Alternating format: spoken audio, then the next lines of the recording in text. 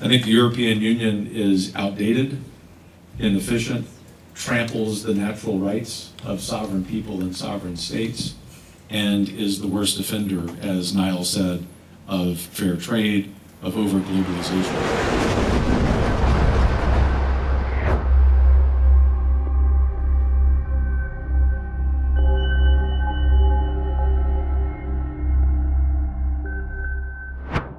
Le cerveau de Donald Trump, venu conquérir l'opinion publique à Paris. Fait-on face à un nouveau gramscisme de droite? Ce lundi 26 mai, dans le très chic quartier du 16e arrondissement de Paris, la maison Boissière a accueilli en grande pompe des conservateurs américains, pas comme les autres.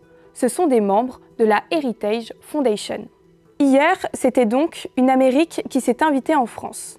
Celle de Trump, conservatrice assumée, est prête à imposer sa vision chez nous. Ce centre de recherche a déjà mis en œuvre un plan clair, intitulé le projet 2025, visant à renforcer idéologiquement le pouvoir de Donald Trump et imposer une vision conservatrice de l'Amérique sur du long terme.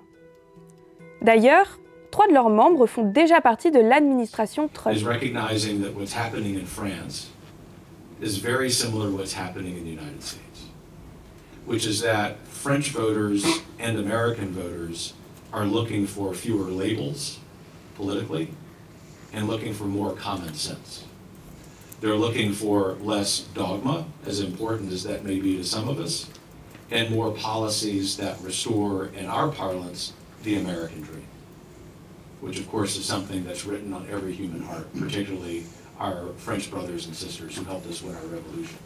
And so there's huge opportunity for us at Heritage, with the resources we have, to make sure that homegrown native efforts like what our friends Alexander and Kate have done can get assistance from us, not necessarily financial assistance, but just the opportunity to connect these movements across the Atlantic.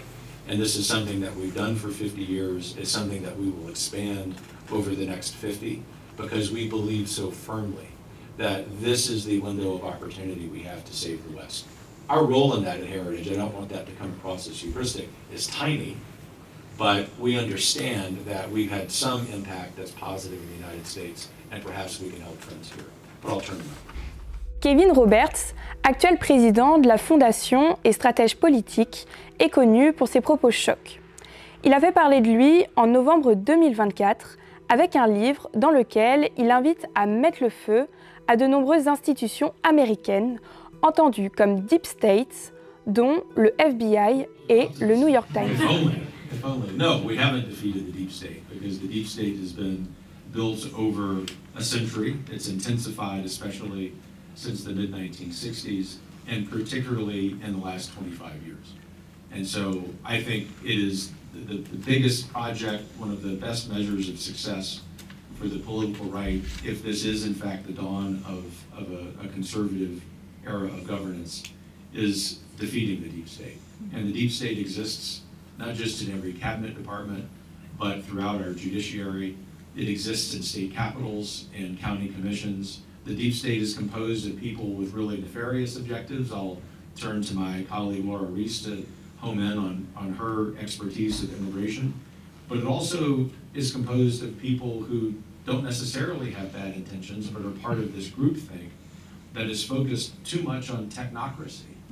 And conservatives need to understand that technocracy is not the same as professional competence. Professional competence, if you are an unelected, appointed member of the federal government or state government or local government, is to do your job absent of politics. Technocracy is to inject into that competence a belief that you and only you have the answer. And this is personified by Dr. Anthony Fauci, who Heritage believes should be sitting in prison right now for the lies that he imposed on the American people. And defeating the deep state will mean that we root out of the federal government anyone with that kind of agenda.